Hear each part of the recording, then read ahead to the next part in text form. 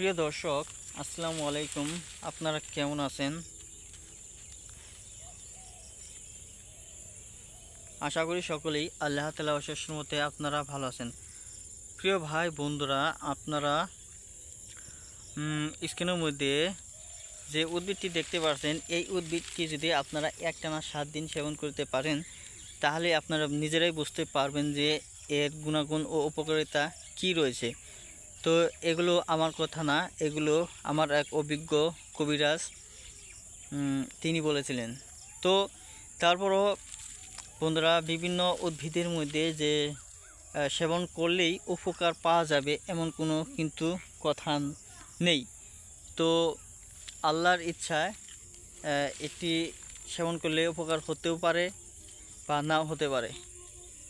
তো সেজন্যই আপনাদেরকে বলবো, আপনারা তারপরও এই উদ্ভিদটি সেবন করে দেখতে পারেন।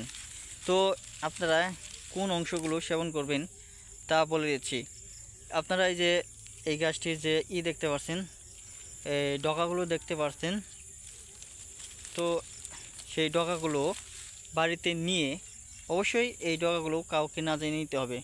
তারপর এর আগাছা রয়েছে, পাতা রয়েছে, পরিষ্কার করে নেওয়ার পর আপনারা তারপর হাত দিয়ে ডলে পানির মাধ্যমে তারপর হালকা গুড় মিশিয়ে কিংবা চিনি মিশিয়ে তারপর বন্ধুরা আপনারা খালি পেটে সেবন করুন একটানা 7 দিন। তো আপনারা চাইলেও কেউ 15 দিন সেবন করতে পারেন, কেউ 1 মাস সেবন করতে পারবেন। তো বন্ধুরা, যার ভালো লাগে সে বেশি সেবন করবেন বা কম সেবন করবেন।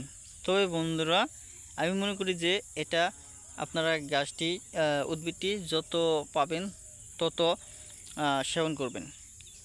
তো আশা করি আপনাদের ভিডিওটি ভালো লেগেছে। ভালো লাগলে অবশ্যই আমাদের চ্যানেলটিকে সাবস্ক্রাইব করে নেবেন। ধন্যবাদ আপনাদেরকে।